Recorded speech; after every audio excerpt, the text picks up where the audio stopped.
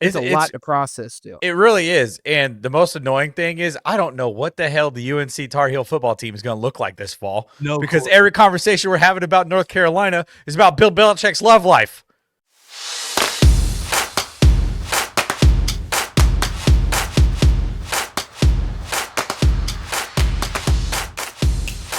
All right, ladies and gentlemen, welcome to the Waterboys College Football Show. We got our boys Strez, Steve, and for whatever reason, Strez is wearing a hoodie at the beginning of summer because you lost a bunch of weight, Bubba, working out, and now you're cold. It's cold in Kansas City for some reason. Like, we've had the weirdest weather lately. I don't know what's going on. I woke up, it was 49 degrees this morning when I woke up. Okay, spring weather. On May 21st. Make that make sense. All those little winters and stuff you go through, you gotta love it. It's ridiculous. In the Midwest, you get the Midwest and part of the South, you get like every season during certain parts of the year. You get every season within like 3-week period. Yeah, sometimes even one day. Exactly. Yeah. All right, breaking news as we're recording this: longtime Colts owner Jim Irsay has passed away at the age of 65, and that was literally breaking news a couple of hours ago. The Colts put out a statement basically just saying that he died in his sleep. Yeah, which just weird. It is weird. I know that I know they had been treating him for like was it a respiratory illness? I think so. But I feel like that was something like that, a long time ago. But maybe it was just like holdover, and he had maybe it was something worse than they were putting on. But it was a sad story to kind of see that. Yeah, one of the best owners probably in football for a long, long time. Took small market team like the Colts, and they had a great run with Peyton Manning, and always good. Always seemed like a nice guy. Kept himself in great shape for a guy of his age. He was always like super jacked and into working out and everything. So shout out to the Irsay family, and then shout out to Pat McAfee. We're in sports content. There's no bigger name. If he decides to do a show tomorrow, I hope it's okay. But I know they were really, really close. And this is gonna be a weird NFL season. Peyton doing Monday Night Football broadcasts, and it's just that's just weird. So, other than that, breaking news with our other breaking news that came out this week with a topic that just keeps cycling its way through this show, no matter how much we try to keep away from it. And our boy Steve put a little video together on social media. Bill Belichick is engaged. Steve, this drama just did not go away. It is not the Patriot way. I will say that. Yeah, like I said in the video, like, congrats, Bill and Jordan. Like, I don't know, man. Like, I'm so surprised. Not necessarily about him and Jordan being engaged now, just like watching him, the past couple of years post New England. Yeah, I just figured, still he'd be a coach for an NFL team right now doing other things, but he's living his best life, I guess. We'll see. Again, Bill, blink once, blink twice. If you need somebody, need some help, but yeah, he's just got a lot going on. Getting ready for spring football in UNC first year, like I really don't know kind of what to say. Help me out, Strez. It's a lot to process still. It really is. And the most annoying thing is I don't know what the hell the UNC Tar Heel football team is going to look like this fall. Because every conversation we're having about North Carolina is about Bill Belichick's love life. It is wild. Can we move on, please? I can't get past the picture on the beach where he's on his back in the sand, hoisting her up in the air with his feet. Like, is that like at first I was like, I can't deny that this is probably real and not AI. If you would have showed me that picture maybe like 5 years ago, it'd been a different conversation. But I guess they'll have football this season at North Carolina. We'll see. Maybe, I don't know. I mean, you would think after a guy that's coached Tom Brady, Julian Edelman, I mean, it's Rob Gronkowski. You start naming them. It was Lawrence Taylor's defensive coordinator. Yeah. And we've not talked about one guy that is playing football for Bill Belichick this fall. Not a single one. I What don't an know who's playing interesting poker quarterback. face. Okay, now I'm going to put this out here. Is this a situation where he got engaged because he wanted to get engaged, or did he get engaged because she said, we're getting engaged? Well, I did see, I can't remember the gentleman's name. I know he's in his early 60s, a guy that she used to date, I think right before Bill. Successful man Hold on. Wait a was second. stating in Hold on. Wait. She has dated more than one guy in his 60s? I'm gonna have to pull it up. I literally That's read this. that's And real she interesting. came out she came out recently post the interview. Uh, you know, I don't wanna talk about our relationship over Bill Belichick's book signing stuff. Apparently, her ex came out, and if I'm correct, I think he's, like, in his early 60s. He was talking about how awesome of a person Jordan is, giving her accolades and flowers and whatnot, and I'm seemed sure. very positive. But the thing that I got from it was, okay, yeah, she maybe has a type. 60 and rich. Yes. I don't know. I don't know. Was the last guy rich? I would assume. You don't. If you're 60 years old, you don't just date a 20-year-old Yeah. because you look great or because you still got such good game. I don't know. Usually, it's because you got extra commas in your bank account. Yeah, I don't know if you're walking through Whole Foods and you're like, you know what? That guy in Dockers with the short sleeve button up tucked in, that's my guy right there. The smell of Ben Gay in the morning, baby, just gets you going. I don't know if it's him or his orthopedic shoes, but there's something I like about this guy. His decorative. What are those things called? Shoe horns.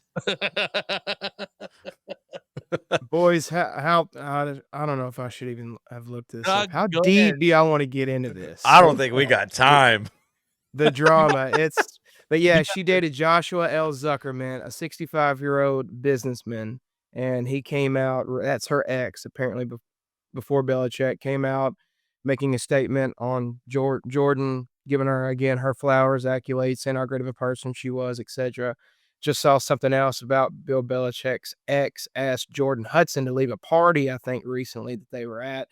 So, yeah, it's just go Google it if you need to occupy your free time with some stuff. People, there you go. the Real Housewives of UNC football This this is the wildest thing that I don't even know what to do with it anymore. I it's mean, wild. yeah. And then it even brings up, like, the recent Mac Brown statement, and it just that makes things interesting. Yeah, Yeah, so that's more something, yeah. Mac Brown, who I'm going to be 100% honest, I thought he was like living on a beach and like on a Myrtle Beach or something playing golf. Like I had no clue that Mac Brown was even paying attention to what is happening in North Carolina. But the more I think about it, the more it makes sense that someone said, "Now hold on a second. We need a new storyline with this Bill Belichick thing. Let's go talk to Mac Brown." Which he's not going to be coming back to football anytime soon. That man don't give two craps what relationships he burns in college football. And he basically said, yeah, I would assume they're going to be able to be successful because they brought in a bunch of money and they lowered academic standards so that Bill would take the job, is what he insinuated, and that North Carolina should be able to compete. That sounds like the ballad of a bitter man if I was going to look at it one way. That sounds like a guy that said, now, when I was there, y'all wanted academic standards to be high and all the money was going to the basketball program. Now that you bring in Bill Belichick, you want to give all the money to the football program. So I would say this to Mac Brown. Yes, correct, sir, because you're Mac Brown and he's Bill Belichick. Those two of these, one of these things is not like the other. Strez, what? Am I wrong? Does it not sound like a man is a little bitter? I mean, if you're in the head coaching business and you're the jealous type, it would make sense that you would get jealous of a predecessor, that's the person that comes after, who has 7 Super Bowl championships and 8. a hot 24-year-old girl He's got fiance 8. now. 8 Super Bowls.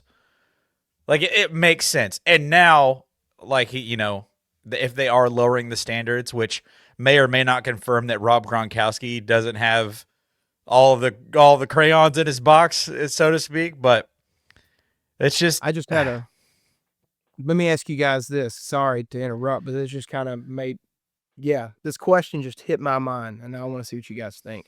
What's important now more, football on the field or off the field? Because you could see how this off the field stuff can still draw in clicks, ratings, views, stuff on social media for UNC. Obviously, people's going to want to tune into some of these games, especially the first game that UNC has to see yeah. what Bill Belichick's doing. All the clicks that these current links are getting with what's going on with him and Jordan and this and that.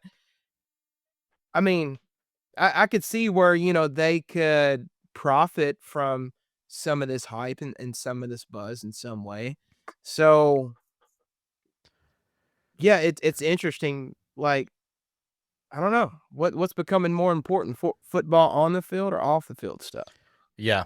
I think the off the field stuff makes sense, because everything's so money driven now.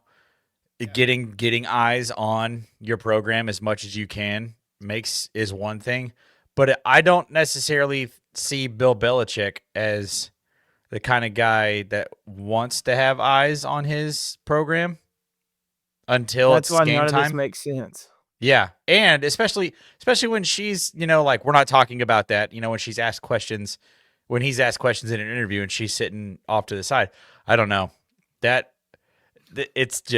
It's confusing. It's very much not the Bill Belichick that I grew up hating.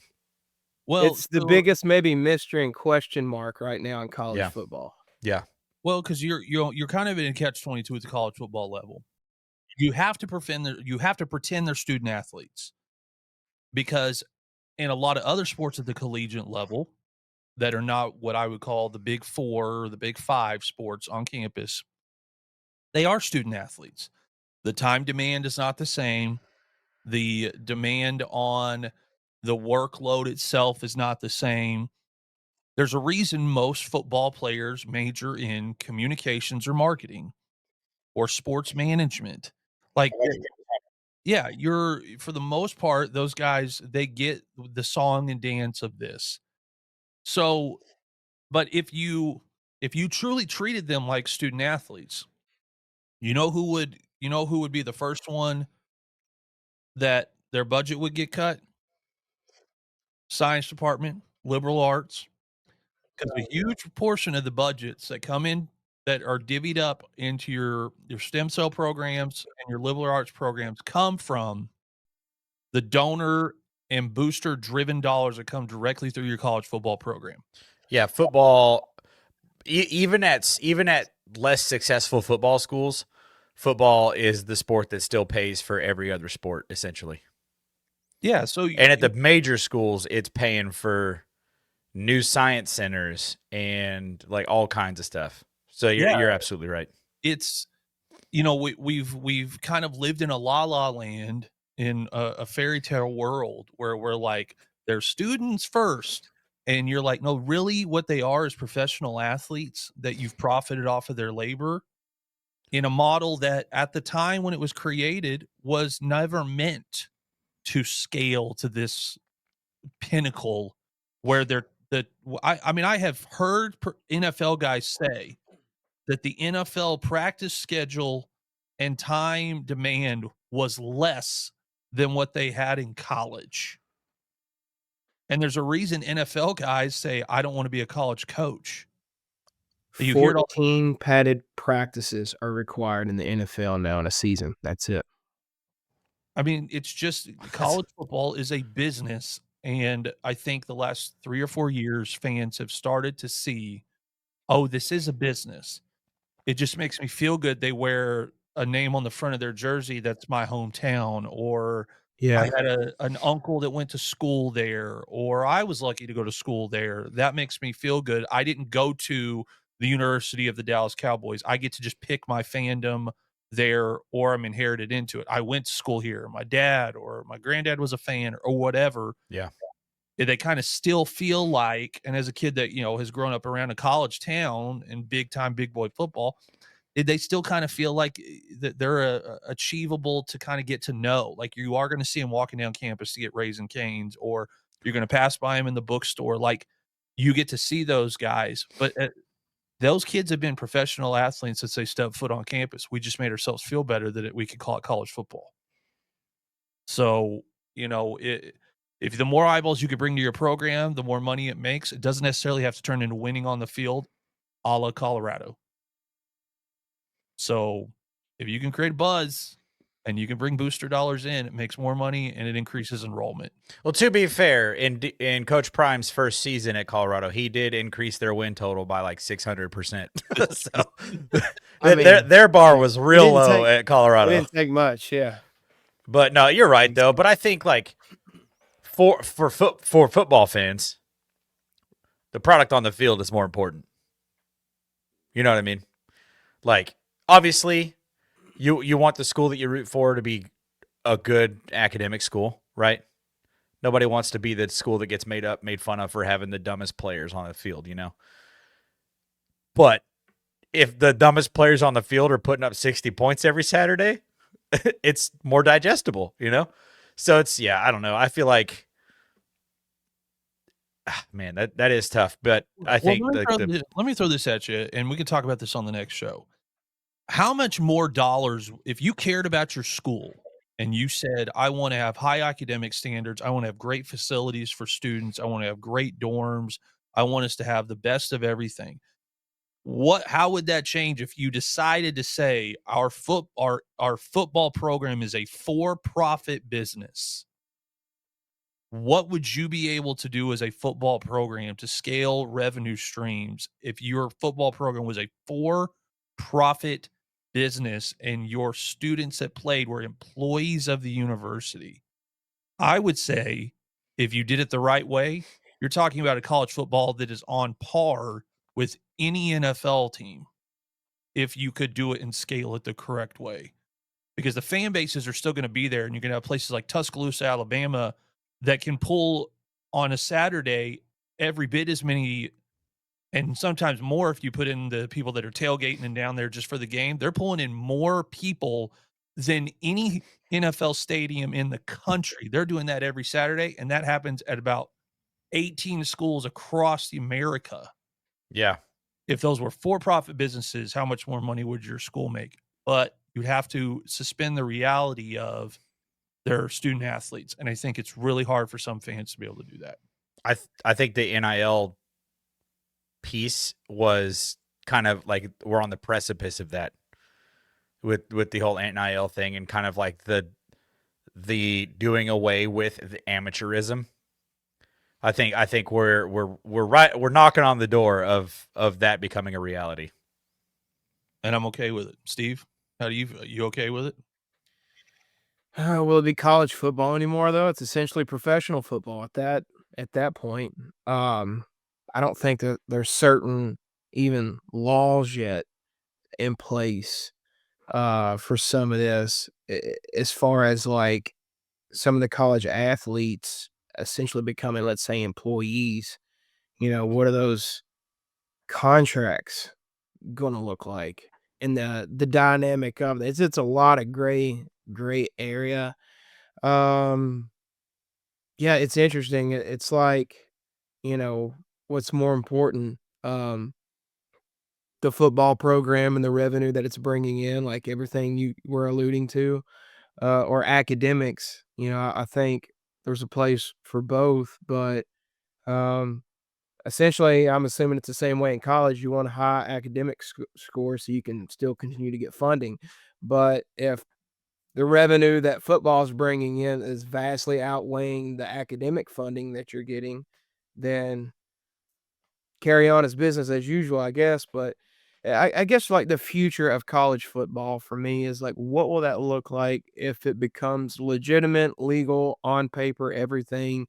These these young men and women in college sports are now, employees. You Yeah. know, what will that look like?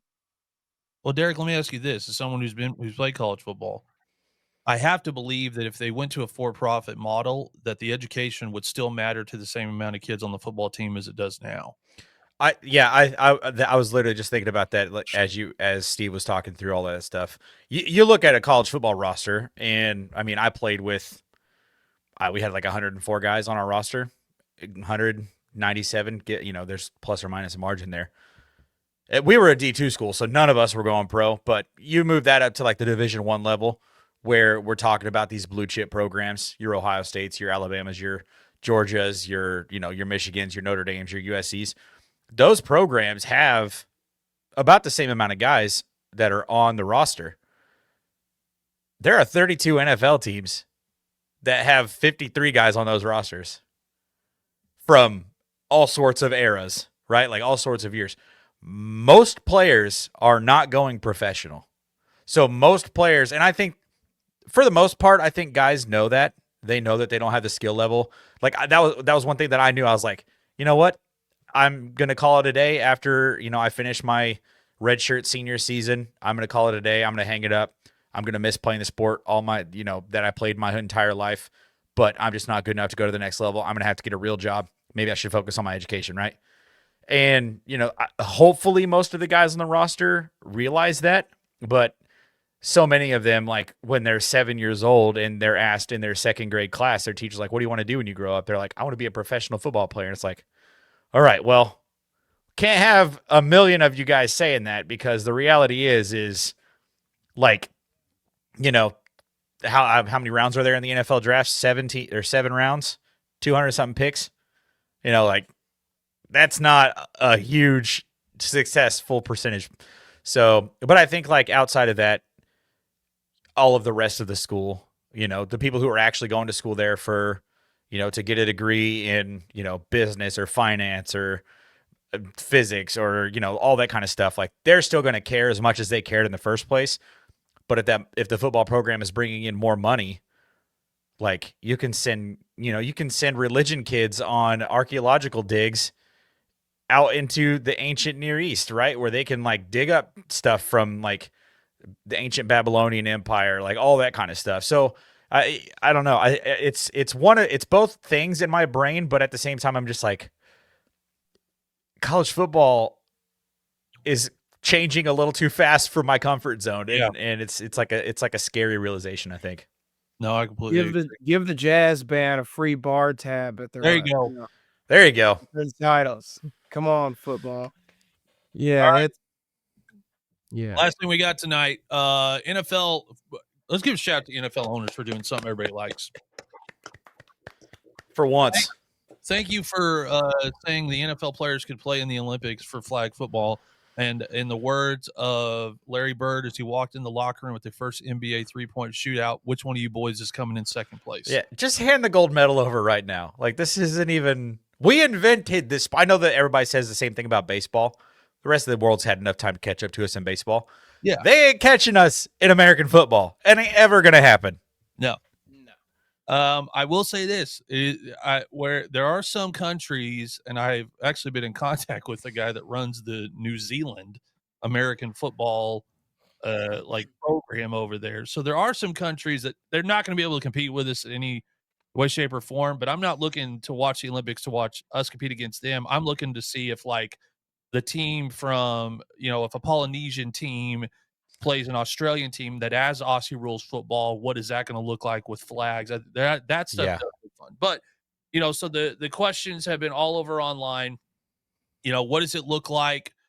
The NFL guys can play in the thing. Who's going to be on the team?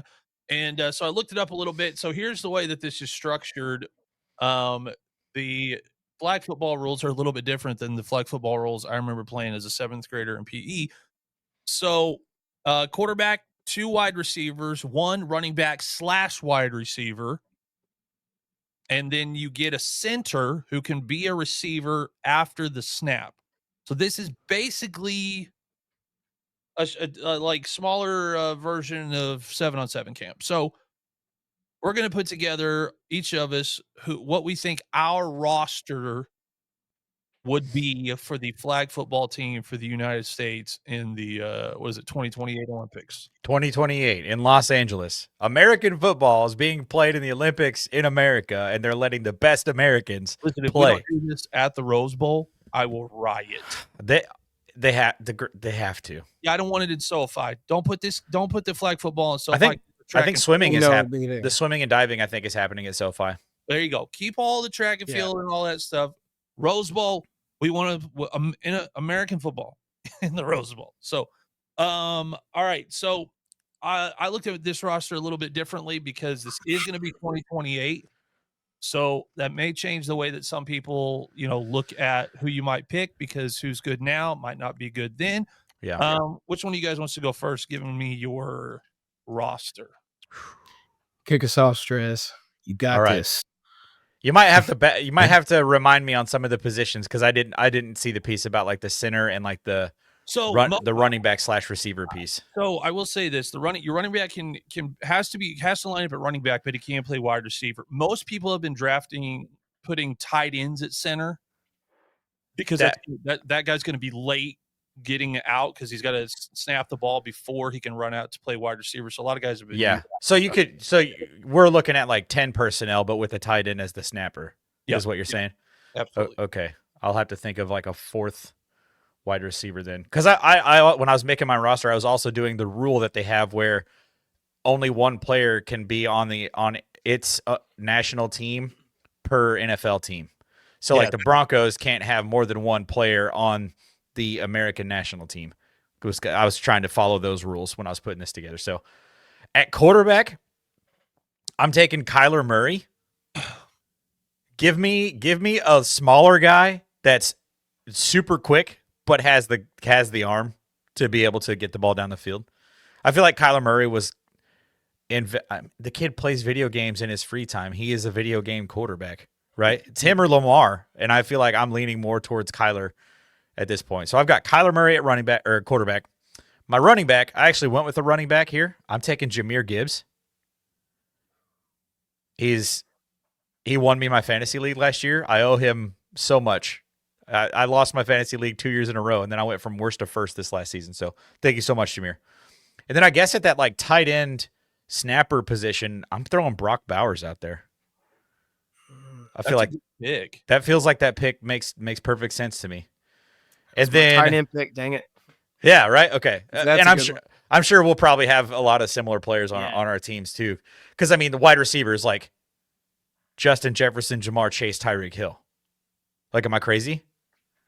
No. Like, those are the three guys you want. You want the fastest guy on the field, and you want the two guys with the best ball skills on the field. So those are my wide receiver 1, 2, and 3. And then I guess if I had to go like a wide receiver 4, honestly wouldn't really even know where to go with that. Like, I don't know. I'm thinking of like a CD Lamb. Yeah, or like a Lad McConkey. CD's 6'2". I can't imagine there's going to be a whole lot of height on any of the international teams. No. Yeah, I feel like I would have to go with one of those two, but I think because of my rules, I think I would have to go with Lad McConkey. Give me a guy from the Chargers that's kind of a good possession guy, can catch the ball, get open, do what he has to do. Yeah, so that's my offense. Are we doing defense too? No, we'll just do offense. Okay.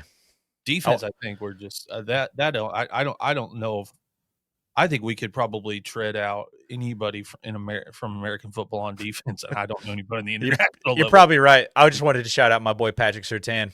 Oh, there you go. Okay. Yeah, give me a defensive player of the year. Definitely going to be on that team. Shout out to Christian Gonzalez. He'd be on mine for sure. All right, Steve, give me your roster. Do they have to be an NFL player? Well, I mean, some of these guys are going to be in the NFL by that time. So, never mind. Wide receiver 4, Jeremiah Smith. What am I thinking? There you We're go. great. He'll be in the NFL at that point. Hopefully on Denver Broncos if we're bad enough to get him in the draft that year. But all right, thank you for that one, Steve. I needed that. There you go. If not, then I think for QB, I'm going to go with Darrell Doucette, who's already a stud at flag football. I think he recently even called Patrick Mahomes out for being better and smarter at him at the game. Than he would be at flag football. He's already beat NFL players in a flag football game. I think it was in 2018, the American Flag Football League. Doucette led the amateur side fighting cancer to win the first edition of the American Flag Football League in 2018, being named the most valuable player of the final, in which his team defeated a team of professional track and field athletes and NFL players 26-6. So I would probably take him, or I was going to say Jaden Daniels, because my approach, I was thinking about this earlier, is looking at guys that play 7-on-7 very well. I think they would probably be ideal guys to look at for a flag football team. Yeah. Running back, I would probably go with, since you said Jamar Gibbs, I'd probably maybe go with Christian McCaffrey, just a speed demon, and get him on the football field. Yeah, he's lights out. I could see other people having problems trying to figure him out, how to track him down to grab a flag off of him. Wide receiver, if I had to pick 3, um, I'd probably go with Garrett Wilson from the Jets and Nico Collins, Texas. Houston Texans, baby, come get some. Puka Nacua or Malik Neighbors. I'd probably go Malik Neighbors. That'd be my 3 wide receivers. And then for a center, I'm going to throw a wild card in here just because he played center. I know he can play center. He played center a little bit. He's a cool dude. Shout out to Cole Strange from the New England Patriots. May play some center this year. When you look at his frame, he just got a great frame, and I think like he would be a stud on 7-on-7 football. He's got hands. I think he had a catch in 2023, or almost had a catch. Yeah, I would go with him. He would be my wild hair pick for my center. I like it. Throwing an actual lineman out there is pretty funny. I would probably go Penei Sewell if we had to actually have a offensive lineman on the team. Right. All right, quarterbacks. I'm just gonna take Lamar Jackson because I can just guarantee by 2028 he's still like putting up MVP style numbers Easily. As far as my running back goes, I don't know where he'll be at in his career by this point, but I think if you were to build a running back that could catch the ball and said he's going to play flag football, I think Joe Mixon is that guy. I think he was. I think he was way too early. You know, when he came into the NFL, the running back had kind of dipped, and the Bengals didn't really know what to do with him. Yeah. But he's so creepy athletic. He has wide receiver type hands. He's long for a guy that's still really, really like got a good, thick body on him, but he's super long. So I think having him at running back would be unbelievable. If I'm looking at wide receivers and I'm just like, all right, so I just need speed. I don't know where he'll be at in his career by then, but I think if you don't give Xavier Worthy a look, True. with flat 4.2 flat speed, and this will be the first time. What's going to be crazy about this? This will be the first time we've probably seen any of these guys at their top end speed because they're going to be playing in shortened t-shirt. Yeah. So I give me that. Give me Tyreek Hill, and give me Jamar Chase. I think I don't have a whole lot of size there, but Doesn't matter when they're running past everybody. Just throw it up to them. yeah, because here's how I'm going to solve that. Here's how I'm going to put at center is Mark Andrews, 6'5". If you get in trouble, good news. He's taller than everyone else, and he can get a ball for you. That's true. So there you go. And he's probably at 6'5" in his frame size. There's no chance he didn't play offensive line at some level of football. Yeah. Can I add one note about them adding flag football to the Olympics? just the fact how it's gonna literally bring American football, well, flag football, to an international stage Yeah. versus where, in recent year, we're expanding out in different countries trying to have these games like when Green Bay played last season in Sao Paulo and, they always have a game over in England and whatnot. Could we could still potentially do both, but maybe this is one could argue a better way because I think about just the fatigue these players have to fight with the time zone change when you fly to Brazil. I was literally a month prior to that game in Sao Paulo. I was there a month prior, and I remember flying over thinking about when we played a festival in Sao Paulo, like, wow, like, yeah, this is just from Nashville, a 10-hour flight, and thinking about the time change, all that kinda stuff, what it's like, and I know that's raised concerns, uh, throughout the regular season in the NFL. So maybe this is one way where you can kinda kill 2 birds with 1 stone, brand the NFL, especially using NFL players, if you will, with this flag football in the Olympics. Maybe we'll see more of these games going on throughout the regular season in other countries. Maybe we'll see less.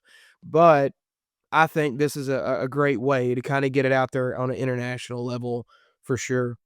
Yeah. Well, and I was thinking about it today.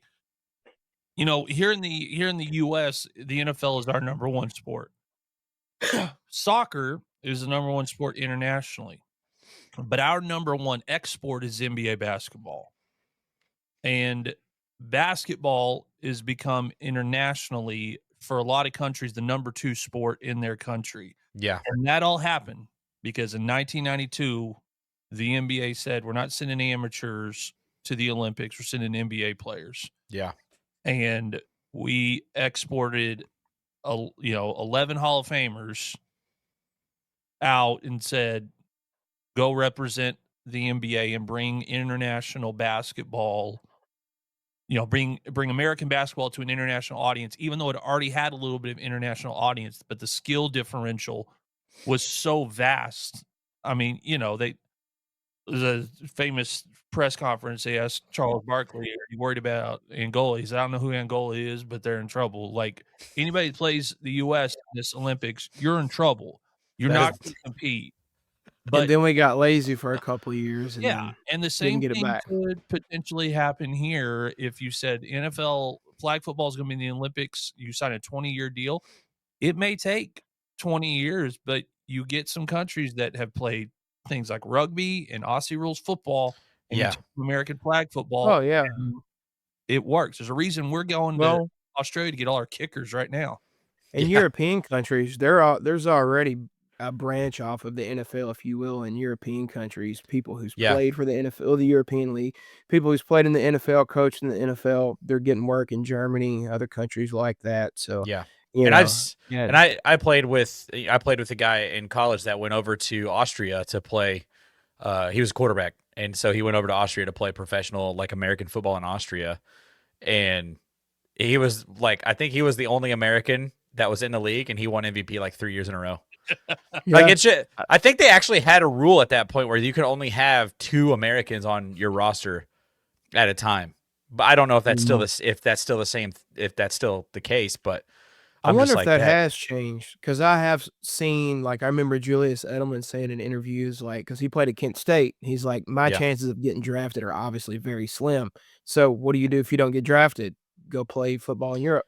yeah, A lot of guys has done that over the years. Well, and I don't like it from the political standpoint, but I really hope there's still this U.S. Canada thing. Like, just yeah, dude.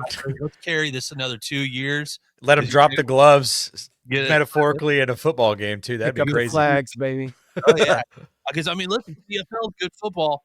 It's not Yeah, football. There's a lot of NFL guys that are playing. A lot of guys that had great combine numbers. They made a practice squad. They've seen a lot of NFL time on the field. They're going up to play CFL, and they're going to have a big chip on their shoulder when they come down here. That game will be wide. If they do not figure out a way for that game to happen, yeah. I would be shocked. I could see them doing like a exhibition type game. Kind of Oh yeah, like the U.S. rugby team played the Canada rugby team here in Kansas City a couple weeks ago. yeah. The women's rugby 7 teams. Ilana Mar was like in my city. It was so cool. But like I could see them doing kind of like an exhibition game for that too. That'd be so cool. And we all know like the Four Nations face off in the NHL or for hockey created so many hockey fans in America specifically. Obviously, the other 3 countries that played, like that's their favorite sport. But in America, like it created so many hockey fans, and I think that this is going to be such a great way for like the entire world to get in on the greatest sport ever invented. So it's going to be perfect. And what I love about international sports when I do these, I call them friendlies. I can promise you this: there will be nothing friendly about a game between U.S. and Canada. Not a one. So, and listen, we need a good country to country rivalry. I'm tired of like trying to like manufacture like in the Olympics having to go, well, I don't like them because, and then having to like reach for something in the back of the cupboard of like that happened in 1960. Like Canada, cool.